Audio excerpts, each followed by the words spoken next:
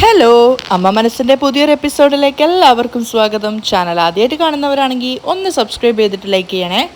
അപ്പോൾ മഹേഷ് തട്ടിക്കൊണ്ടുപോയ കാര്യങ്ങളൊക്കെ സിദ്ധാർത്ഥിനോടും വീട്ടിലുള്ള മറ്റുള്ളവരോടും വിവരിച്ചു കൊടുക്കുകയാണ് ചന്ദ്രിക. താൻ വീട്ടിലുണ്ടായിരുന്ന സമയത്ത് മഹേഷ് വീഡിയോ കോൾ ചെയ്തതും മലറിനെ തട്ടിക്കൊണ്ടുപോയതിൻ്റെ രംഗങ്ങൾ തനിക്ക് കാണിച്ചു തന്ന് തന്നെ ഭീഷണിപ്പെടുത്തിയതും വീട്ടിലുള്ള ആരോടും പറയാതെ വേണം അങ്ങോട്ട് പോവാനെന്നും ഇല്ലെങ്കിൽ മലറിനെ അവൻ കൊന്നുകളയുമെന്ന് പറഞ്ഞതും ഒക്കെ ചന്ദ്രിക പറഞ്ഞു കൊടുക്കുവാണ്. അതുമാത്രമല്ല, അവിടെ എത്തിച്ചേർന്ന സമയത്ത് സിദ്ധാർത്ഥ് തൻ്റെ കഴുത്തിൽ കെട്ടിയിട്ടുണ്ടായിരുന്ന താലി അഴിച്ചു മാറ്റാൻ വേണ്ടി മഹേഷ് ഭീഷണിപ്പെടുത്തിയതും പക്ഷേ തനിക്കത് സാധിക്കില്ലെന്നും അത് തൻ്റെ മരണമാണെന്ന് ചന്ദ്രിക പറഞ്ഞതും ഓ അങ്ങനെയാണെങ്കിൽ ഞാൻ തന്നെ അത് അറുത്തു മാറ്റാം എന്ന് പറഞ്ഞിട്ട് അവൻ താനുമായിട്ട് തല്ലുണ്ടാക്കിയതും പിന്നീട് മഹേഷിനെ പിടിച്ച് തള്ളിയിട്ട് അവൻ്റെ തലയിൽ ബിയർ കുപ്പി വെച്ച് അടിച്ചതും മലറിനെയും കൊണ്ട് രക്ഷപ്പെട്ട് കടന്നു കളഞ്ഞതും പിന്നീട് മഹേഷ് പിന്നാലെ വന്നിട്ട് പകുതി വെച്ച് അവൻ ബോധം കെട്ട് വീണതുമായ കാര്യങ്ങൾ മുഴുവൻ ചന്ദ്രിക എല്ലാവരോടും പറഞ്ഞു കൊടുക്കുകയാണ്. സംഭവിച്ച കാര്യങ്ങളൊക്കെ കേട്ടപ്പോൾ എല്ലാവരും ശരിക്കും ഞെട്ടിപ്പോയിട്ടുണ്ടായിരുന്നു. കാരണം അവരാരും ഒരിക്കലും ഇങ്ങനെയൊന്നും ആയിരുന്നില്ല പ്രതീക്ഷിച്ചത്. ചന്ദ്രികയെ ആ ക്ഷേത്രത്തിൽ വെച്ചും മലറിനെ സ്കൂളിൽ വെച്ചും മഹേഷ് തട്ടിക്കൊണ്ടുപോയെന്നായിരുന്നു ഇത്രയും നേരം എല്ലാവരും കരുതിയിരുന്നത്. എല്ലാം കേട്ടതിന് ശേഷം മഹേന്ദ്രൻ ചന്ദ്രികയെ കുറ്റപ്പെടുത്തുവാണ്. എന്തിനാ മോളെ ഇങ്ങനെയൊക്കെ ചെയ്തത്? മഹേഷ് മലറിനെ തട്ടിക്കൊണ്ടുപോയ വിവരം നിനക്ക് ഞങ്ങളോട് പറഞ്ഞുകൂടായിരുന്നോ? ഞങ്ങളോട് പറയാതെ പോയത് നീ ചെയ്ത വലിയ തെറ്റാണ്. അപ്പോൾ ചന്ദ്രിക കരഞ്ഞുകൊണ്ട് പറയുന്നുണ്ട്, മഹേഷ് മലറിനെ എന്തെങ്കിലും ചെയ്യുമോ എന്ന് ഭയന്നിട്ടാണ് ഞാൻ പറയാതിരുന്നത്. വീട്ടിലുള്ളവരോട് പറയാതെ പോകുന്നത് എത്ര വലിയ തെറ്റാണെന്ന് നിനക്കറിയാമോ? അറ്റ്ലീസ്റ്റ് എന്നോടെങ്കിലും പറഞ്ഞിട്ട് പോയിക്കൂടായിരുന്നോ നിനക്ക്? പക്ഷേ എല്ലാവരും ചന്ദ്രികയെ കുറ്റപ്പെടുത്തുന്നതാണ്, സിദ്ധാർത്ഥ് ഉൾപ്പെടെ. അപ്പോൾ ലക്ഷ്മി പറയുന്നുണ്ട്, പക്ഷേ തൻ്റെ സ്വന്തം മകൾക്ക്, താൻ ജന്മം കൊടുത്ത മകൾക്ക് ഒരാപത്ത് സംഭവിക്കുമെന്ന് അറിഞ്ഞു കഴിഞ്ഞാൽ ഏതൊരമ്മയാണെങ്കിലും ഇങ്ങനെ ഒരു അവസരത്തിൽ ഇതേ ചെയ്യുള്ളൂ. ചന്ദ്രികയും അങ്ങനെ തന്നെയാണ് പോയത്. ജാനകിയും അത് ശരിവെക്കുന്നുണ്ട്. ചന്ദ്രികയെ കുറ്റം പറഞ്ഞിട്ട് കാര്യമില്ല. മഹേഷിനെ എത്രയും പെട്ടെന്ന് പോലീസ് പിടിക്കണം. ഏട്ടാ, നിങ്ങൾ കമ്മീഷണറെ വിളിച്ച് ചന്ദ്രികയും മലരും തിരിച്ചു വന്ന വിവരം പറയും. അപ്പോൾ മഹേന്ദ്രൻ വേഗം ഫോൺ എടുത്തിട്ട് അയാളെ വിളിക്കുകയാണ്. പക്ഷേ മഹേന്ദ്രൻ വിളിക്കാൻ വേണ്ടി അവസരം കൊടുക്കാതെ സിദ്ധാർത്ഥ് വേഗം എടുത്ത് അവൻ്റെ ഫോണിൽ നിന്നാണ് വിളിക്കുന്നത്. ആ പറയൂ സിദ്ധാർത്ഥ്. ചന്ദ്രികയും മലരും വീട്ടിൽ തിരിച്ചെത്തി സർ. സിദ്ധാർത്ഥ് സന്തോഷത്തോടെ പറയാണ്. വീട്ടിൽ വന്നെന്നോ? എങ്ങനെ? ദാ ഇപ്പോഴാണ് സാർ വന്നത്. സിദ്ധാർത്ഥ് ചന്ദ്രിക വന്ന ആ ഒരു സന്തോഷത്തോടു കൂടി തന്നെയാണ് കാര്യങ്ങൾ പറഞ്ഞു കൊടുക്കുന്നത്. മഹേഷാണ് അവരെ രണ്ടുപേരെയും തട്ടിക്കൊണ്ടുപോയത്. അവൻ്റെ കയ്യിൽ നിന്നും എങ്ങനെയോ രക്ഷപ്പെട്ടിട്ടാണ് ചന്ദ്രിക മലറിനെയും കൂട്ടിക്കൊണ്ട് ഇങ്ങോട്ടേക്ക് വന്നത്. നേരിൽ വരികയാണെങ്കിൽ സാറിന് അവരെ രണ്ടുപേരെയും നേരിട്ട് തന്നെ ഇൻവെസ്റ്റിഗേഷൻ ചെയ്യാൻ സാധിക്കും. ശരി സിദ്ധാർത്ഥ്, ഞാൻ ഇപ്പം തന്നെ വരാം. എല്ലാവരും അദ്ദേഹത്തിൻ്റെ വരവിന് വേണ്ടി കാത്തു നിൽക്കുകയാണ്. ചന്ദ്രികയും മലരും ആകെ ക്ഷീണിച്ചിട്ടുണ്ടായിരുന്നു. മലറിനെ കെട്ടിപ്പിടിച്ചുകൊണ്ട് ലക്ഷ്മി പറയുന്നുണ്ട്, മലർ, നിനക്ക് എന്തെങ്കിലും സംഭവിച്ചിരുന്നെങ്കിൽ ആ നിമിഷം തന്നെ എൻ്റെ ജീവൻ പോകുമായിരുന്നു മോളെ എന്ന് പറഞ്ഞ് അവളെ ചേർത്ത് പിടിച്ച് കെട്ടിപ്പിടിച്ച് ഉമ്മ കൊടുക്കുവാണ്. സിദ്ധുവും സങ്കടത്തോടെ പറയുന്നുണ്ട്, ചന്ദ്രിക എന്താ എന്നോട് പോലും ഒരു വാക്ക് പറയാതിരുന്നത്? അപ്പോൾ കരഞ്ഞോട് ചന്ദ്രിക പറയാണ്, സോറി സർ, പറഞ്ഞു കഴിഞ്ഞാൽ മഹേഷ് മലറിനെ എന്തെങ്കിലും ചെയ്യുമോ എന്ന് ഞാൻ വല്ലാതെ ഭയന്നുപോയി. മലർ ഓടിപ്പോയി സിദ്ധുവിനെ കെട്ടിപ്പിടിക്കുകയാണ്. അച്ഛാ. സിദ്ധു ആണെങ്കിൽ അവളെ ചേർത്ത് പിടിച്ചുകൊണ്ട് നെറ്റിയിലും കവിളിലും ഒക്കെ മാറി മാറി ഉമ്മ വെക്കുന്നുണ്ടായിരുന്നു. അച്ഛനും മകളും തമ്മിലുള്ള ആ ഒരു സ്നേഹം നോക്കി നിൽക്കുകയാണ് എല്ലാവരും. അതിനുശേഷം ലക്ഷ്മി രണ്ടുപേരെയും കൂട്ടിക്കൊണ്ട് പോവുകയാണ്. മലര് ടെറസിന് മുകളിൽ ഒറ്റയ്ക്കാണ് ഇരിക്കുന്നത്. അവളുടെ മുഖത്ത് ആകെ ഒരു വല്ലാത്ത വിഷമം ഉണ്ടായിരുന്നു. അവളുടെ മനസ്സ് നിറയെ മഹേഷ് അവളോട് പെരുമാറിയ ആ ഒരു രീതിയാണുള്ളത്. സ്കൂളിൽ വെച്ച് അവളെ തട്ടിക്കൊണ്ടു പോയതും അവൾ അവിടുന്ന് രക്ഷപ്പെടാൻ വേണ്ടി ആവുന്നതും ശ്രമിച്ചതും സെക്യൂരിറ്റി അങ്കിൾ എന്നെ രക്ഷിക്കുക എന്നൊക്കെ അലറി വിളിച്ചിട്ടുണ്ടായിരുന്നു. വണ്ടിയിൽ വെച്ചിട്ടാണെങ്കിലും മഹേഷുമായിട്ട് ചെറിയൊരു മൽപ്പിടുത്തത്തിനൊക്കെ മലർ ശ്രമിച്ചിട്ടുണ്ടായിരുന്നു. എന്നെ എങ്ങോട്ടാണ് കൊണ്ടുപോകുന്നത്? എന്നെ വീട്, എന്നെ എൻ്റെ അമ്മയുടെ അടുത്തേക്ക് വീട്, അവിടെ ഇരിക്കടി എന്നൊക്കെ പറഞ്ഞിട്ട് മഹേഷ് അവളെ പിടിച്ച് തള്ളിയിട്ടുണ്ടായിരുന്നു. അതൊക്കെ ഓർത്തോർത്ത് കരഞ്ഞുകൊണ്ടിരിക്കുകയാണ് മലർ. അതുമാത്രമല്ല, മഹേഷ് ആണെങ്കിൽ ആ ഗോഡൗണിലെത്തിയിട്ട് മഹേഷിനോട് പറഞ്ഞിട്ടുണ്ടായിരുന്നു, സിദ്ധു ആണ് എൻ്റെ അച്ഛൻ, അല്ലാതെ നീയല്ല, ഏയ് എന്ന് പറഞ്ഞിട്ട് മലറിനെ തല്ലാൻ കയ്യോങ്ങിയതാണ്. പിന്നീട് അവൻ തന്നെ നിയന്ത്രിച്ചു നിർത്തി. അതുമാത്രമല്ല, അവൻ പറയുന്നുണ്ട്, നിന്നെ ഞാൻ ചെറുതിൽ തന്നെ കൊല്ലണമായിരുന്നു. അന്ന് ഞാൻ നിന്നെ കൊല്ലാതിരുന്നതിൻ്റെ ശിക്ഷയായിട്ടാണ് ഇന്ന് വളർന്നു വലുതായിട്ട് നീ എനിക്കെതിരെ സംസാരിക്കുന്നത്. വിഷം. ആ കാര്യങ്ങളൊക്കെ ഓർത്ത് തനിച്ചിരുന്ന് വിതുമ്പി കരയാണ് മലര്. ആ സമയത്ത് സിദ്ധാർത്ഥ മുകളിൽ കൂടി വരുന്നുണ്ടായിരുന്നു. അവൻ പെട്ടെന്ന് നോക്കുമ്പോൾ ടെറസിൽ മലര് തനിച്ചിരിക്കുകയാണ്. അവൻ അവളെ തന്നെ കുറച്ചു നേരം ശ്രദ്ധിച്ച് നോക്കിയപ്പോൾ അവൾ കരയുന്നത് പോലെ അവന് തോന്നുന്നുണ്ട്. അതുകൊണ്ട് സിദ്ധു വേഗം മലറിൻ്റെ അടുത്തേക്ക് വരികയാണ്. മലരിൻ്റെ അടുത്തെത്തിയപ്പോൾ അവൾ വിങ്ങി കരയുന്നതാണെന്ന് സിദ്ധുവിന് മനസ്സിലായി. മലർ അവളുടെ തോളിൽ പിടിച്ചുകൊണ്ട് സിദ്ധു മെല്ലെ തൊടുവാണ്. പെട്ടെന്ന് മലർ തിരിഞ്ഞു നോക്കുന്നുണ്ട്. അവൾ കരഞ്ഞുകൊണ്ടിരിക്കുകയായിരുന്നു. ഏയ്, എന്താടാ തനിച്ചിരുന്ന് കരയുന്നത്? തന്നെ നോക്കിക്കൊണ്ട് വിതുമ്പിക്കരയുന്ന മലറിനെ കണ്ടപ്പോൾ സിദ്ധുവിന് സഹിക്കുന്നുണ്ടായിരുന്നില്ല. മലർ, എന്താടാ പറ്റിയത്? എന്തിനാ മോൾ കരയുന്നത്? എന്താ പറ്റിയത്? മറുപടി ഒന്നും പറയാതെ വീണ്ടും കരഞ്ഞുകൊണ്ടിരിക്കുകയാണ് മലർ. അപ്പോൾ സിദ്ധു അവൾക്കരികിൽ മുട്ടുകുത്തിയിരുന്നിട്ട് വീണ്ടും സ്നേഹത്തോട് ചോദിക്കുന്നുണ്ട്, എന്തിനാ മോൾ കരയുന്നത്? എന്താ മോൾക്കുള്ള വിഷമം? അപ്പോൾ കരഞ്ഞുകൊണ്ട് തന്നെ മലർ പറയാണ്, എനിക്ക് മഹേഷിനെ കുറിച്ച് ആലോചിക്കുമ്പോൾ വല്ലാതെ പേടി തോന്നുന്നു അച്ഛാ. അത് പറഞ്ഞു തീർന്നതും അവൾ സിദ്ധാർത്ഥിനെ മേൽ ചാരിക്കരഞ്ഞിട്ട് പൊട്ടിക്കരയാണ്. അപ്പോൾ സിദ്ധുവിനാണെങ്കിൽ ആ കുഞ്ഞിൻ്റെ മനസ്സിൻ്റെ വിഷമം മനസ്സിലാവുന്നതുകൊണ്ട് അവൻ അവളെ ചേർത്ത് പിടിക്കുന്നുണ്ട്. മാത്രമല്ല അവളെ ആശ്വസിപ്പിക്കാൻ വേണ്ടി അവൻ പറയാണ്, ഇനി ആ മഹേഷ് ഇങ്ങോട്ടേക്ക് വരില്ല, എൻ്റെ മോള് പേടിക്കേണ്ട. സിദ്ധു അങ്ങനെ പറഞ്ഞെങ്കിലും മലര് വീണ്ടും അവനോട് ചോദിക്കുകയാണ്, ആ മഹേഷ് വീണ്ടും എന്നെ തട്ടിക്കൊണ്ട് പോവൂ അച്ഛാ, മഹേഷ് എന്നെ കൊന്നു കളയൂ അച്ഛാ. മലരിൻ്റെ ചോദ്യത്തിന് സത്യം പറഞ്ഞാൽ സിദ്ധുവിന് ഉത്തരമില്ലായിരുന്നു. കാരണം ഇന്നും മഹേഷിനെ പിടിക്കാൻ പോലീസിനെ കൊണ്ട് സാധിച്ചിട്ടില്ല. എങ്കിലും കുഞ്ഞിനെ ആശ്വസിപ്പിക്കാൻ വേണ്ടി അവൻ പറയുകയാണ്, ഇല്ല മലർ, ആ മഹേഷിനെ കൊണ്ട് മോളെ ഒന്നും ചെയ്യാൻ സാധിക്കില്ല, എത്രയും പെട്ടെന്ന് തന്നെ അവനെ പോലീസുകാർ പിടിക്കും.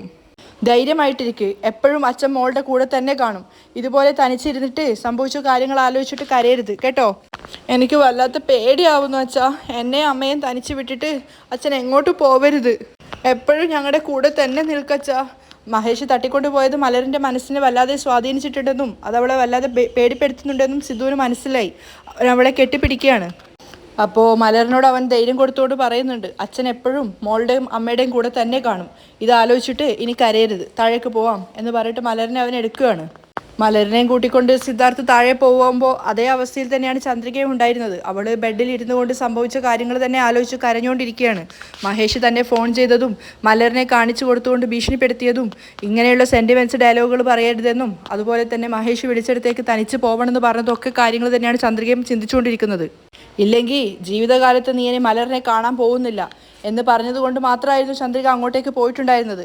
അവിടെ എത്തിയപ്പോഴും മലറിനെ വാതിലടച്ച് അകത്ത് പൂട്ടിയിട്ടിരിക്കുകയാണ്. അപ്പോൾ മഹേഷ് കളിയാക്കിക്കൊണ്ട് ചോദിക്കുന്നുണ്ട്, എന്താ നിനക്ക് നിൻ്റെ മകളെ കാണണോ? നീ എന്തിനാ ഇങ്ങനെ വാതിലടച്ച് പൂട്ടിയിട്ടിരിക്കുന്നത്? ആദ്യം നീ കതക് തുറന്ന് അവളെ ഒന്ന് പുറത്തേക്ക് വിട്. അപ്പോൾ മഹേഷ് പറഞ്ഞിട്ടുണ്ടായിരുന്നു, ആദ്യം നീ ഫോൺ ചെയ്ത് നിൻ്റെ അച്ഛനോട് ഞാൻ പറഞ്ഞ സ്ഥലത്തേക്ക് 2 കോടി രൂപയായിട്ട് വരാൻ പറ.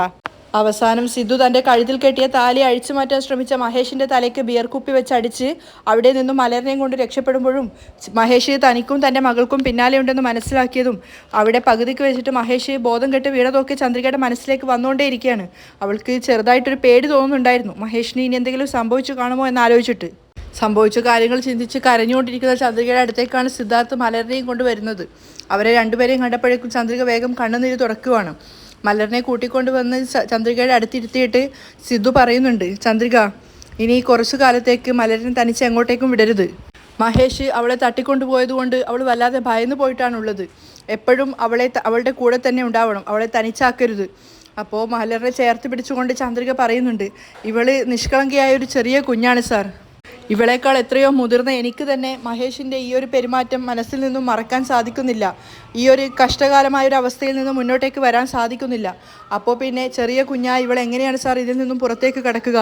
ചന്ദ്രികയ്ക്ക് മലറിനെ കുറിച്ച് ആലോചിക്കുന്നതോർക്കും വല്ലാത്ത പേടി തോന്നുവാണ്. മലരിന് വളർന്നു വലുതായി കഴിഞ്ഞാലും മഹേഷ് ഈ ചെയ്ത പ്രവൃത്തി കാരണം അവളുടെ മനസ്സിനെ ഇത് വല്ലാതെ സ്വാധീനിക്കുമോ ഭയപ്പെടുത്തുമോ എന്നൊക്കെ എനിക്ക് വല്ലാതെ പേടി തോന്നുന്നു സർ. മഹേഷിനെ കുറിച്ച് ചിന്തിച്ച് ഇവൾ വല്ലാതെ ഭയന്നുകൊണ്ടാണ് ജീവിക്കുന്നത് സർ. ഇനി ഇവളുടെ മനസ്സിനെ അത് എത്രത്തോളം ബാധിക്കുമെന്നൊക്കെ ആലോചിക്കുമ്പോൾ പേടി തോന്നുവാണ്. മഹേഷ് ഈ നാട്ടിലുള്ളിടത്തോളം കാലം സമാധാനത്തോടെ ഇവൾക്ക് ജീവിക്കാനാവുമെന്ന് എനിക്ക് തോന്നുന്നില്ല. മലരിൻ്റെ മുഖത്ത് ആ ഒരു ഭയം കാണാനുണ്ടായിരുന്നു. മഹേഷിൻ്റെ പേര് കേൾക്കുമ്പോൾ പോലും മലറിന് ഭയം തോന്നുവാണ്. അപ്പോൾ ചന്ദ്രിക സിദ്ധുവിനോട് പറയുന്നുണ്ട്, മഹേഷ് കുറച്ചായി ഭയപ്പെടുത്തിയും ഭീഷണിപ്പെടുത്തിയും ഇവളെ ഇഞ്ചിഞ്ചായി കൊല്ലുവാണെന്നാണ് എനിക്ക് തോന്നുന്നത് സർ. എങ്ങനെയെങ്കിലും എന്നെയും മലറിനെയും മഹേഷിൽ നിന്നും രക്ഷിക്കണം സർ. ഓരോ ദിവസവും അവൻ്റെ ടോർച്ചർ എന്നെ കൊണ്ട് സഹിക്കാനാവുന്നില്ല. എനിക്ക് തോന്നുന്നത് ഇനിയും അവൻ്റെ ടോർച്ചർ അധികമായിക്കൊണ്ടിരിക്കുമെന്ന് തന്നെയാണ്. ചന്ദ്രികയ്ക്ക് മറുപടി പറയാനാവാതെ സങ്കടത്തോടെ നിൽക്കുവാണ് സിദ്ധു. എനിക്കെന്തെങ്കിലും സംഭവിച്ചാൽ കൂടി എനിക്ക് ഇത്രയ്ക്ക് വിഷമമില്ല. പക്ഷേ ഞാൻ കാരണം മലറിനെ കൂടി അവൻ ഇഞ്ചിഞ്ചായി കൊല്ലുവാണല്ലോ എന്ന് ആലോചിക്കുമ്പോൾ എനിക്കത് സഹിക്കാനാവുന്നില്ല സർ. ഓരോ തവണയും മഹേഷിൻ്റെ ഇങ്ങനെയുള്ള ഭീഷണികളും അവൻ്റെ ഈ ഒരു പെരുമാറ്റവും കാണുമ്പോൾ അവൻ്റെ മുന്നിൽ ഇങ്ങനെ ഇഞ്ചിഞ്ചായി മരിക്കുന്നതിനേക്കാൾ നല്ലത് ഒറ്റയടിക്ക് തന്നെ മരിക്കുന്നതാണ് നല്ലത് എന്ന് പോലും തോന്നിപ്പോവുകയാണ് സർ. ചന്ദ്രിക അത്രയും വിഷമത്തോടു കൂടിയാണ് പറയുന്നത്. എന്തൊക്കെയാണ് ചന്ദ്രിക നീ പറയുന്നത്? അറിയില്ല സർ, ഞാൻ മരിക്കുവാണെങ്കിൽ ഒരുപക്ഷെ നിങ്ങളെ രണ്ടുപേരെയും അവൻ വെറുതെ വിടുമെന്ന് എനിക്ക് തോന്നുന്നു. അതിനുശേഷമെങ്കിലും നിങ്ങൾക്ക് രണ്ടുപേർക്കും സമാധാനത്തോടെ ജീവിക്കാൻ സാധിക്കുമല്ലോ. എന്താ ചന്ദ്രിക വീണ്ടും ഇത് തന്നെ പറഞ്ഞുകൊണ്ടിരിക്കുന്നത്? അവൻ കാരണം ഇനി നിങ്ങൾക്ക് രണ്ടുപേർക്കും ഒന്നും സംഭവിക്കില്ല. അത് ഞാൻ തരുന്ന വാക്കാണ്, എന്നെ വിശ്വസിക്ക്. ഇപ്പം തന്നെ ഞാൻ അവനെ അന്വേഷിച്ചുകൊണ്ട് പോവുകയാണ്. അവൻ എവിടെയാണെങ്കിലും അവനെ കണ്ടുപിടിച്ച് അവനെ കൊന്നതിന് ശേഷം മാത്രമേ ഞാനിനി മറ്റെന്ത് കാര്യവും ചെയ്യുള്ളൂ. സിദ്ധു വാശിയോടുകൂടിയാണ് പറയുന്നത്. അപ്പോൾ ചന്ദ്രിക പറയുന്നുണ്ട്, വേണ്ട സർ, അവനെ കൊന്ന് അവൻ ചെയ്ത പാപങ്ങളൊന്നും സാറിൻ്റെ തലയിലിടണ്ട. അവൻ ചെയ്ത തെറ്റുകൾക്കൊക്കെ ദൈവം തീർച്ചയായും അവന് ശിക്ഷ കൊടുക്കും. ഇല്ല ചന്ദ്രിക, ഇത്രയും സംഭവിച്ചതിന് ശേഷവും അവനെ വെറുതെ വിടുന്നത് വലിയ തെറ്റാണ്. ഇനി ഞാൻ മതിയോ അവൻ മതിയോ എന്ന് തീരുമാനിക്കണം. അയ്യോ, മഹേഷിൻ്റെ കാര്യത്തിൽ ദയവ് ചെയ്ത് സാറ് തലയിടല്ലേ സർ. അവൻ ആർക്കും ഊഹിക്കാൻ പോലും സാധിക്കാത്തൊരു ദുഷ്ടനാണ്. അവൻ എന്തെങ്കിലും സാറിന് ചെയ്യുവാണെങ്കിൽ തീർച്ചയായിട്ടും അത് എന്നെക്കൊണ്ട് മരണം വരെ സഹിക്കാനാവില്ല സർ. ചന്ദ്രിക സിദ്ധാർത്ഥിന് ഉപദേശിച്ചു കൊടുക്കുകയാണ്. പക്ഷെ സിദ്ധാർത്ഥിന് അത് കേട്ടപ്പോൾ എന്താ ചെയ്യേണ്ടതെന്ന് അറിയില്ല. ചന്ദ്രിക വീണ്ടും യാചനയോടെ പറയുന്നുണ്ട്, ദയവ് ചെയ്ത് ഞാൻ പറയുന്നത് അനുസരിക്കണം സർ. സിധു ദേഷ്യത്തോടെ പറയുന്നുണ്ട്, എന്താ ചന്ദ്രിക, ഇത്രയൊക്കെ സംഭവിച്ചിട്ടും അവനെ ഞാൻ വെറുതെ വിടുകയാണെങ്കിൽ ഞാൻ നിന്റെ ഭർത്താവായിരിക്കാൻ ഒരു യോഗ്യനുമല്ല. ഇത്രയൊക്കെ സംഭവിച്ചിട്ടും നിന്നെയും മലറിനെയും അവൻ ഇങ്ങനെയൊക്കെ ഉപദ്രവിച്ചിട്ടും ഞാൻ അവനെ ഇനിയും വെറുതെ വിടണമെന്നാണോ നീ പറയുന്നത്? ഇന്ന് തന്നെ അവൻ്റെ കാര്യത്തിൽ ഞാനൊരു തീരുമാനമെടുക്കാൻ പോവുകയാണ്. നാളെ നേരം വെളുക്കുമ്പോൾ നിങ്ങൾ രണ്ടുപേരും കേൾക്കുന്ന വാർത്ത മഹേഷ് ഈ ലോകത്തില്ല എന്ന് തന്നെ ആയിരിക്കും.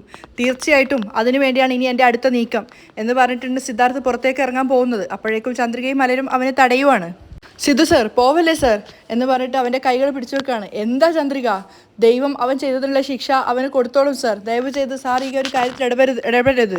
പറയുന്നത് കേൾക്ക് പ്ലീസ്. എന്തിനാ ചന്ദ്രിക ആവശ്യമില്ലാതെ എന്നെ ഇങ്ങനെ തടഞ്ഞു വെക്കുന്നത്? ഇത്രയും കാലം ഞാൻ സമാധാനത്തോടെയും ക്ഷമയോടെ നിന്നതുകൊണ്ടാണ് അവൻ ഇത്രത്തോളം വളർന്നു വലുതായത്. ഇനി അങ്ങോട്ട് ഞാൻ ആരാണെന്ന് അവനിക്ക് ഞാൻ കാണിച്ചു കൊടുക്കാം. നീ മലറിനെ ശ്രദ്ധിക്ക്, ഞാൻ പോയിട്ട് വരാം എന്ന് പറഞ്ഞിട്ട് സിദ്ധാർത്ഥ് ദേഷ്യത്തോടെ അവിടെ നിന്ന് പോവാണ്. സിധു സാർ ഞാൻ പറയുന്നത് കേൾക്ക് പ്ലീസ് പ്ലീസ് എന്നൊക്കെ ചന്ദ്രിക പറയുന്നുണ്ടെങ്കിലും സിധു അതൊന്നും ശ്രദ്ധിക്കുന്നില്ല. സംഭവിച്ച കാര്യങ്ങളും കൺമുന്നിൽ സംഭവിച്ച് നടന്നുകൊണ്ടിരിക്കുന്ന കാര്യങ്ങളൊക്കെ മലറിനെ വല്ലാതെ പേടിപ്പെടുത്തുന്നുണ്ടായിരുന്നു. അവൾ കെട്ടിപ്പിടിച്ചുകൊണ്ട് ചന്ദ്രികയെ കെട്ടിപ്പിടിച്ചുകൊണ്ട് കരയാണ്.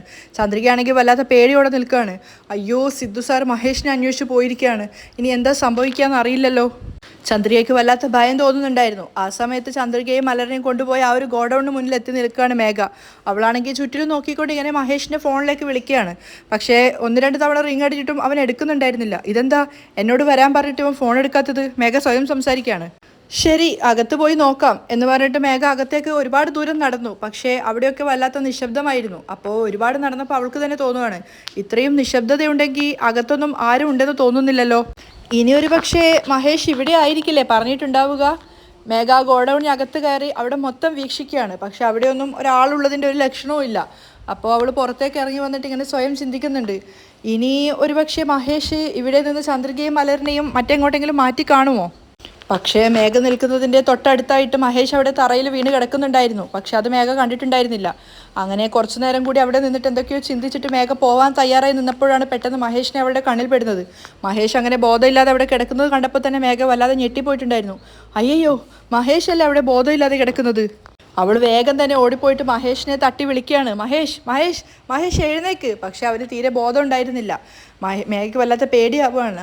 ഇതെന്താ ഇത്രയും വിളിച്ചിട്ട് മഹേഷ് എഴുന്നേക്കാത്തത്? മേഘ വേഗം അകത്തേക്ക് പോയിട്ട് ഒരു ബോട്ടിൽ വെള്ളം എടുത്തുകൊണ്ട് വന്നിട്ട് മഹേഷിൻ്റെ മുഖത്തൊക്കെ കുടഞ്ഞു കൊടുക്കുകയാണ്. ഒരുപാട് സമയം അവൾ ശ്രമിച്ചതിന് ശേഷമാണ് മഹേഷ് ബോധം വന്നത്. പക്ഷേ അപ്പോഴും അവന് തലകറങ്ങുന്നത് പോലെ ഉണ്ടായിരുന്നു. മേഘ കുറേ ശ്രമിച്ചതിന് ശേഷം മഹേഷിനെ മെല്ലെ പിടിച്ചിരുത്തുവാണ്. എന്താ പറ്റിയത് മഹേഷ്? നീയല്ലേ പറഞ്ഞത് ചന്ദ്രിക ഇവിടെ തട്ടിക്കൊണ്ട് വന്നിരിക്കുകയാണെന്ന്? എന്നിട്ട് അവളും മലരും ഒക്കെ എവിടെ? ചന്ദ്രിക അവളെന്നെ ബിയർ ബോട്ടിൽ വെച്ച് തലക്കടിച്ചിട്ട് മലറിനെയും കൂട്ടി രക്ഷപ്പെട്ടു പോയി. മഹേഷ് വിക്കി പറയാണ്. അത് കേട്ടത് മേഘ വല്ലാതെ ഞെട്ടിപ്പോയി. എന്താ പറഞ്ഞത്? ചന്ദ്രിക രക്ഷപ്പെട്ടെന്നോ? അതെങ്ങനെ? നിന്റെ കയ്യിൽ നിന്ന് അവൾ എങ്ങനെ രക്ഷപ്പെട്ടത്? അപ്പോൾ സംഭവിച്ച കാര്യങ്ങളൊക്കെ മഹേഷ് മേഘയ്ക്ക് പറഞ്ഞു കൊടുക്കുകയാണ്. ചന്ദ്രികയുടെ കഴുത്തിൽ സിദ്ധു കെട്ടിയ താലി അഴിക്കാൻ താൻ ശ്രമിച്ചതും ചന്ദ്രികയായിട്ട് മൽപ്പിടുത്തം ഉണ്ടായതും അതിനുശേഷം ചന്ദ്രിക തൻ്റെ തലയ്ക്ക് ബിയർ ബോട്ടിൽ വെച്ച് അടിച്ചതും പിന്നീട് രണ്ടുപേരും ചേർന്ന് ഓടിയപ്പോൾ മഹേഷ് അവർക്ക് പിന്നാലെ ഓടിയതും അതിനുശേഷം അവനവിടെ ബോധം കെട്ടി വീണിടത്തോളം കാര്യങ്ങൾ മേഘയോട് പറഞ്ഞു കൊടുക്കുകയാണ്. മഹേഷ് പറഞ്ഞതൊക്കെ കേട്ടിട്ട് മേഘ അന്താളിച്ച് നിൽക്കുകയാണ്. ആ സമയത്ത് സിദ്ധാർത്ഥാണെങ്കിൽ താഴെ വന്നിട്ടുണ്ടായിരുന്നു. സിദ്ധാർത്ഥിൻ്റെ ദേഷ്യവും അവൻ എങ്ങോട്ടോ പോകാൻ ശ്രമിക്കുകയാണെന്ന് മനസ്സിലായപ്പോൾ വാസു ചോദിക്കുന്നുണ്ട് എങ്ങോട്ടാണ് പോകുന്നതെന്ന്. അപ്പോൾ സിദ്ധു പറയുന്നുണ്ട്, ഞാൻ മഹേഷിനെ കൊല്ലാൻ വേണ്ടി പോവുകയാണ്. ഓരോ തവണയും അവനിങ്ങനെ തെറ്റുകൾ ചെയ്യുന്തോറും നമ്മൾ അവന് ക്ഷമിച്ചു കൊടുക്കുന്നത് കാരണമാണ് അവൻ വീണ്ടും വീണ്ടും തെറ്റുകൾ ചെയ്യുന്നതും നമ്മളെ സമാധാനത്തോടെ ജീവിക്കാൻ അനുവദിക്കാത്തതും. ഇനി അത് അനുവദിച്ചു കൊടുക്കാൻ പാടില്ല. മഹേഷിനെ കണ്ടുപിടിച്ച് ഞാൻ തന്നെ പോലീസിന് മുന്നിൽ ഹാജരാക്കാൻ പോവുകയാണ്. അങ്കിൾ, ഇനിയും മഹേഷിനെ വെറുതെ വിടുന്നത് മണ്ടത്തരമാണ്. ചന്ദ്രികയും മലരും അവൻ കാരണം ഇപ്പോൾ സമാധാനമില്ലാതെയാണ് ജീവിക്കുന്നത്. അവരുടെ രണ്ടുപേരുടെയും മനസ്സ് തകർന്നു പോയിരിക്കുകയാണ്. അവനെ ഇനിയും വെറുതെ വിട്ടാൽ ശരിയാവില്ല. ഞാൻ ജയിലിലേക്ക് പോകേണ്ടി വന്നാലും കുഴപ്പമില്ല.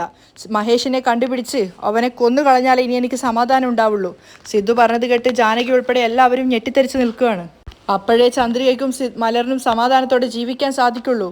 അപ്പോൾ വാസു പറയുന്നുണ്ട്, വേണ്ട സിദ്ധു, നീ വേണ്ടാത്ത ഓരോരോ കാര്യങ്ങൾ ചെയ്യല്ലേ, പോലീസ് അവനെ അന്വേഷിക്കുന്നുണ്ടല്ലോ, നമ്മൾ അതുവരെ ജാഗ്രതയോടെ ജീവിച്ചാൽ മാത്രം മതി, എത്രയും പെട്ടെന്ന് പോലീസ് അവനെ കണ്ടുപിടിക്കും, അനാവശ്യമായിട്ട് നീ ഇപ്പോൾ ഈ കാര്യത്തിൽ ഇടപെട്ടിട്ട് വെറുതെ നിന്റെ ജീവിതം തകർക്കരുത്. അയ്യോ അച്ഛാ, മിണ്ടാതിരിക്കച്ചാ, എന്നെക്കൊണ്ട് ഇനിയും സാധിക്കില്ല, ചന്ദ്രികയും മലറിനെയും ഓരോ ദിവസവും അവൻ ഇങ്ങനെ ബുദ്ധിമുട്ടിക്കുന്നത് എന്നെക്കൊണ്ട് കണ്ടു നിൽക്കാൻ സാധിക്കില്ല. അവൻ കാരണം ഇപ്പോൾ സമാധാനം ഇല്ലാതെയാണ് അവർ രണ്ടുപേരും ജീവിക്കുന്നത്, എൻ്റെ കൺമുന്നിൽ വെച്ചാണ് ഞാനത് കണ്ടുകൊണ്ടിരിക്കുന്നത്. സിദ്ധു വല്ലാത്ത ദേഷ്യത്തോടെയാണ് നിൽക്കുന്നത്. അപ്പോൾ മഹേന്ദ്രൻ പറയുന്നുണ്ട്, സിദ്ധു നീ പറഞ്ഞത് തെറ്റാണ്, നീ പറയുന്നത് ചന്ദ്രികയും മലരും അതുപോലെ തന്നെ മഹേഷും തമ്മിൽ നല്ല പ്രശ്നങ്ങൾ നടക്കുന്നുണ്ട്, പക്ഷേ അവർ തമ്മിലുള്ള പ്രശ്നത്തിനിടയിൽ നീ കയറി ചെന്ന് കഴിഞ്ഞാൽ മഹേഷിനെ കൊന്നുകൊണ്ട് നീ ജയിലിൽ പോയി കഴിഞ്ഞാൽ പിന്നീട് ചന്ദ്രികയും മലരും സന്തോഷത്തോടെയാണ് ജീവിക്കുക എന്ന് നിനക്ക് തോന്നുന്നുണ്ടോ? അതിന് മറുപടിയില്ലാതെ നിൽക്കുവാണ് സിദ്ധാർത്ഥ്. ഇത്രയും കാലം നമ്മൾ ക്ഷമയോടെ നിന്നില്ലേ, ഇനി കുറച്ചു കാലം വാസു പറഞ്ഞതുപോലെ നമ്മൾ ശ്രദ്ധയോടുകൂടി ജീവിക്കുക. എന്തായാലും പോലീസ് അവനെ പിടിക്കുന്നുള്ള കാര്യം ഉറപ്പാണ്. ആ ഒരു സമയം നമ്മൾ പോലീസുകാർക്ക് ഇനി കൊടുത്തേ മതിയാവൂ. വെറുതെ ഇതിനിടയിലേക്ക് വലിഞ്ഞു കയറി നമ്മുടെ ജീവിതം നമ്മൾ നശിപ്പിക്കരുത്. നീ ജയിലിലേക്ക് പോയി കഴിഞ്ഞാൽ ഒരു കാലത്തും ചന്ദ്രികയ്ക്കും മലരും സമാധാനത്തോടെ ജീവിക്കാൻ സാധിക്കില്ല. അതുകൊണ്ട് ഈ ഒരു കാര്യത്തിൽ നീ ഇടപെടാതിരിക്കണം. മഹേന്ദ്രൻ പറഞ്ഞത് കേട്ടപ്പോൾ ദേഷ്യത്തോടെ സിദ്ധു പറയുന്നുണ്ട്, എന്താ അങ്കിൾ ഇങ്ങനെ സംസാരിക്കുന്നത്? ഇത്രയും കാലം ഇങ്ങനെ വെറുതെ വിട്ടത് കൊണ്ടാണ് അവനിപ്പോൾ ഇങ്ങനെയൊക്കെ ചെയ്യുന്നത്. ഇനിയും ഇതൊക്കെ കണ്ടുകൊണ്ട് എന്നെക്കൊണ്ട് സമാധാനത്തോടെ നിൽക്കാൻ സാധിക്കില്ല, ഞാൻ പോവാണ്, അവനെ കൊന്നിട്ട് ഇനി ഞാൻ തിരിച്ചു വരൂ. സിദ്ധുവിൻ്റെ സംസാരം കേട്ട് ജാനകി കരഞ്ഞുകൊണ്ട് ഏട്ടനെ വിളിക്കുകയാണ്. അപ്പോൾ മഹേന്ദ്രനോട് പറയുന്നുണ്ട്, ചന്ദ്രികയും മലറിനെയും നന്നായിട്ട് ശ്രദ്ധിക്കണം എന്ന് പറഞ്ഞിട്ട് സിദ്ധാർത്ഥ് ദേഷ്യത്തോടെ അവിടെ നിന്നും പോവുകയാണ്. അപ്പോൾ പിന്നാലെ തന്നെ മഹേന്ദ്രനും ലക്ഷ്മിയൊക്കെ പോകുന്നുണ്ട്. സിദ്ധാർത്ഥിന് പിന്നാലെ പോകുമ്പോഴേക്കും പോലീസുകാർ അങ്ങോട്ടേക്ക് വരുന്നുണ്ടായിരുന്നു. ജോയിൻറ്റ് കമ്മീഷണർ, എങ്ങോട്ടാണ് സിദ്ധു പോകുന്നത്? ഇനി മഹേഷിൻ്റെ കാര്യത്തിൽ ഞാനൊരു തീരുമാനം എടുക്കാൻ പോവുകയാണ് സർ, അവനെ തേടിയിട്ട് പോവുകയാണ്. സിദ്ധാർത്ഥ് പറഞ്ഞത് കേട്ടപ്പോൾ ജോയിൻറ്റ് കമ്മീഷണർ പറയുന്നുണ്ട്, അവൻ്റെ കാര്യം സിദ്ധാർത്ഥ് നോക്കേണ്ടതില്ല, ഞങ്ങൾ നോക്കിക്കോളാം, മഹേഷിനെ ഞങ്ങൾക്ക് കിട്ടിയിട്ടുണ്ട്. അത് കേട്ടതും എല്ലാവരും സന്തോഷത്തോടെ ഞെട്ടിത്തെറിച്ച് നിൽക്കുകയാണ്. അവിടെയാണ് ഇന്നത്തെ എപ്പിസോഡ് വൈൻഡപ്പ് ചെയ്യുന്നത്.